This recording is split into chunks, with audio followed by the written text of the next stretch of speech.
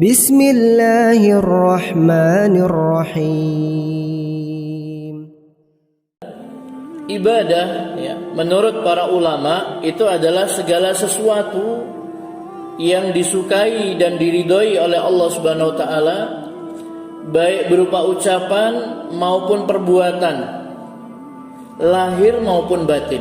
Jadi semua yang dicintai, yang diridhoi oleh Allah, baik berupa ucapan ataupun perbuatan, lahir maupun batin ya. Sehingga dari definisi ini ya, tidak ada sedikit pun aktivitas dan tingkah laku manusia ini yang terlepas dari ibadah kepada Allah Subhanahu wa taala. Baik yang terkait dengan ibadah mahdhah seperti salat, puasa, zakat dan yang lainnya, ataupun muamalah yang dilakukan sesama manusia. Jual beli, sewa menyewa, pinjam meminjam, utang piutang ya, dan lain sebagainya. Atau kebiasaan-kebiasaan yang dilakukan oleh manusia. Bekerja, mencari nafkah misalkan, tidur, makan, minum, itu semuanya nanti akan bisa bernilai ibadah kepada Allah Subhanahu wa taala, diberi pahala oleh Allah Subhanahu wa taala manakala diniatkan semuanya tadi itu untuk mencari keridhaan Allah Subhanahu wa taala.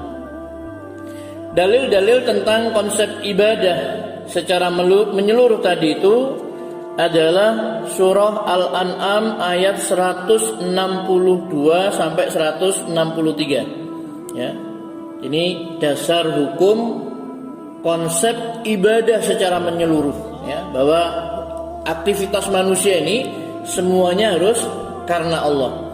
Allah berfirman, "Qul inna sholati wa nusuki wa mahyaya wa mamati lillahi rabbil alamin la syarikalah wa bidzalika umirtu wa ana awwalul muslimin." Katakanlah, sesungguhnya salatku, ibadahku, hidup dan matiku hanya bagi Allah, Tuhan semesta alam. Tidak ada sekutu baginya. Dan demikian itulah yang diperintahkan kepadaku. Dan aku adalah orang yang pertama-tama menyerahkan diri kepada Allah.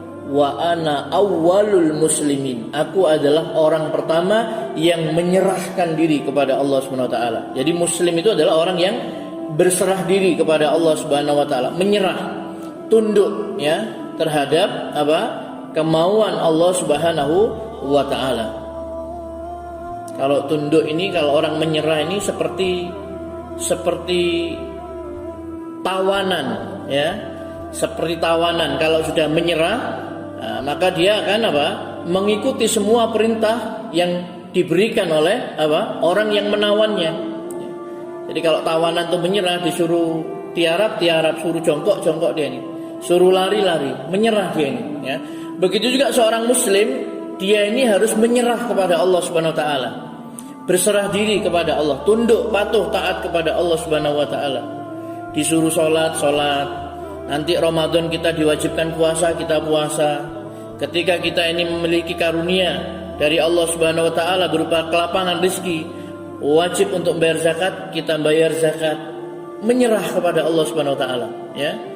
Termasuk juga ketika Allah Subhanahu wa taala melarang ya untuk melakukan perbuatan-perbuatan dosa dan lain sebagainya, maka kita mengikuti apa yang dimaui oleh Allah Subhanahu wa taala. Kita melaksanakan perintah-perintahnya, kita menjauhi larangan-larangan Allah Subhanahu wa taala. Itulah seorang muslim, dia berserah diri kepada Allah Subhanahu wa taala.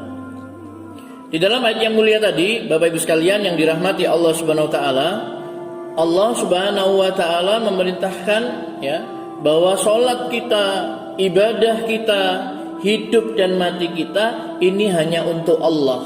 Bagi Allah, Tuhan semesta alam, tidak ada sekutu baginya ya.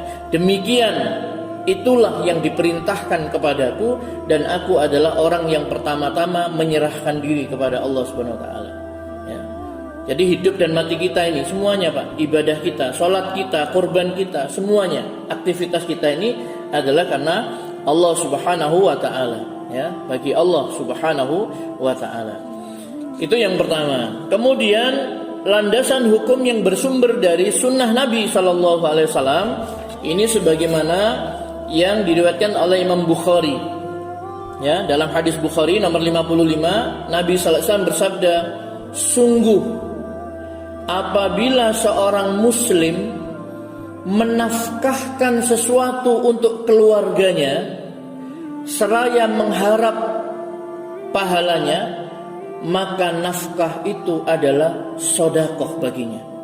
Seorang muslim, seorang ayah, seorang suami, ya, dia menafkahkan sesuatu untuk keluarganya, untuk istrinya, untuk anaknya, ya kan?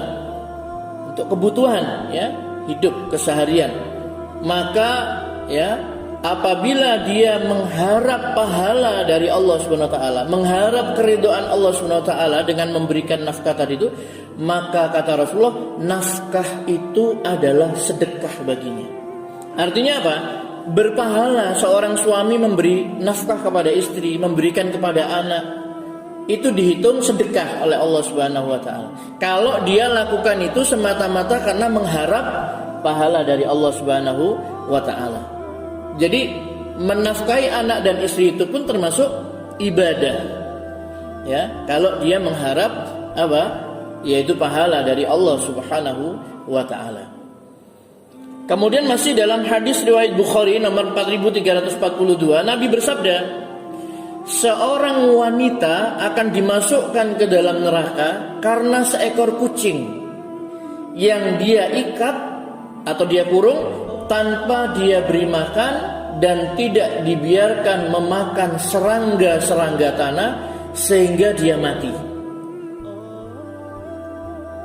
Ini kan kaitannya dengan apa? Kucing, makhluk Allah Subhanahu wa taala, binatang ini dikurung atau diikat, kemudian tidak dikasih makan. Dia tidak berbuat baik, tidak memberi makan, tidak memberi minum kepada kucingnya tadi itu.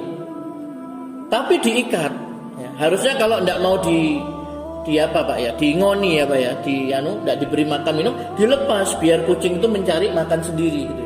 Ini tidak diikat, tidak dikasih makan, tidak dikasih minum, ya. Maka kemudian kucing itu mati. Maka kata Rasulullah, wanita itu dimasukkan ke dalam neraka gara-gara seekor kucing. Ya. Artinya apa? Ketika seseorang ini melakukan suatu perbuatan yang zalim dia ini terhadap makhluk Allah, bukan manusia ini, kucing, ya. Berarti sama, kucing, burung ataupun binatang-binatang lain yang dipelihara kemudian tidak dikasih makan dan minum, maka itu akan menyebabkan seseorang itu dimasukkan ke dalam neraka. Ini kebiasaan saja, ya, kebiasaan, ya. Kemudian landasan hukum yang berasal dari perbuatan para sahabat, ya, bahwa ibadah ini mencakup seluruh sisi kehidupan, yaitu kisahnya sahabat Abu Musa dan Mu'ad bin Jabal, ya, yang diutus ke Yaman. Pada bagian akhir dari kisah ini menyebutkan Abu Musa radhiyallahu an bertanya kepada Mu'ad, bagaimana caramu membaca kitabullah, wahai Mu'ad? Gimana cara kamu membaca Al-Quran, membaca kitab Allah?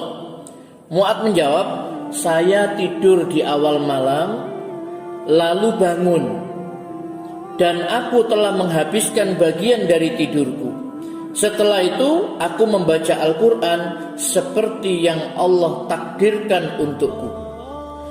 Aku mengharap pahala dari tidurku sebagaimana aku mengharap pahala dari jagaku, dari bangunku, ya. Jadi Mu'ad ini apa? Mengharap pahala dari tidurnya sebagaimana dia mengharap pahala dari bangunnya. Ketika bangun dia membaca Al-Quran, dia beribadah kepada Allah, mungkin sholat, mungkin berzikir. Cuma ketika dia ini mungkin capek, lelah, dia tidur. Dia berharap tidurnya ini mendapatkan pahala sebagaimana ketika dia ini bangun. Kenapa? Tidurnya ini adalah semata-mata karena Allah, supaya kuat fisiknya ini untuk beribadah kepada Allah Subhanahu wa taala. Jadi panjenengan tidur, Pak, Kalau diniatkan karena Allah Subhanahu wa taala, berdoa kepada Allah Subhanahu, apalagi berwudu sebelum tidur, kemudian niat nanti malam mau bangun jam 2 atau jam 3 mau sholat tahajud misalkan, maka tidur panjenengan itu berpahala. Ya. Bahkan karena tidurnya dalam keadaan bersuci, malaikat akan mendoakan, ya Allah ampunilah dia, karena dia tidur dalam keadaan berwudu, dalam keadaan suci. Ya. Jadi ini menunjukkan apa? Bahwa tidur sekalipun itu bisa menjadi apa? Pahala, ibadah kepada Allah Subhanahu wa taala. Ya. Nah, begitu juga dengan makan, minum, ya. Semua itu adalah perbuatan yang sifatnya itu mubah.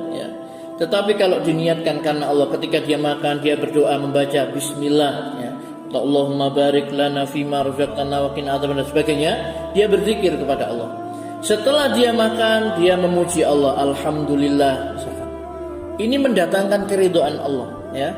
Allah ridho kepada seorang hamba ketika dia makan suatu makanan, dia membaca basmalah, dan setelah selesai dari makan tadi, dia memuji Allah, alhamdulillah. Allah ridho kepada hamba ini. Allah ridho kepada seorang hamba ketika dia mau minum suatu minuman, sebelum dia minum dia menyebut namanya bismillah. Setelah minum dia memuji Allah, alhamdulillah. Allah ridho kepada orang yang makan minum membaca basmalah, selesai makan dan minum memuji Allah, alhamdulillah. Jadi makan dan minum pun berpahala, mendapatkan keridhaan, kecintaan dari Allah Subhanahu wa taala. Apalagi yang lebih besar dari itu, bekerja mencari nafkah, menjenguk orang yang sakit, mengantar jenazah, menghadiri majelis ilmu taklim, itu bernilai ibadah, tergantung niatnya. Maka katakan tadi dalam katakanlah sesungguhnya salatku, ibadahku, hidupku dan matiku semuanya adalah untuk Allah Rabbul Alamin, tidak ada sekutu baginya. Demikianlah aku diperintahkan oleh Allah. Ya, jadi ketika kita ke pasar, ya karena Allah bismillah. Ya. Ketika mengajar, ke kantor dan lain sebagainya. Bapak Ibu sekalian yang dirahmati Allah SWT, jadi ibadah itu luas ya, bukan hanya sholat, mengaji, berzikir, berdoa, bukan hanya itu. Itu sebagian daripada ibadah. Nolong orang itu ibadah, berbakti kepada kedua orang tua itu juga ibadah. Ya, begitu. Semua kalau diniatkan karena Allah akan diberi pahala.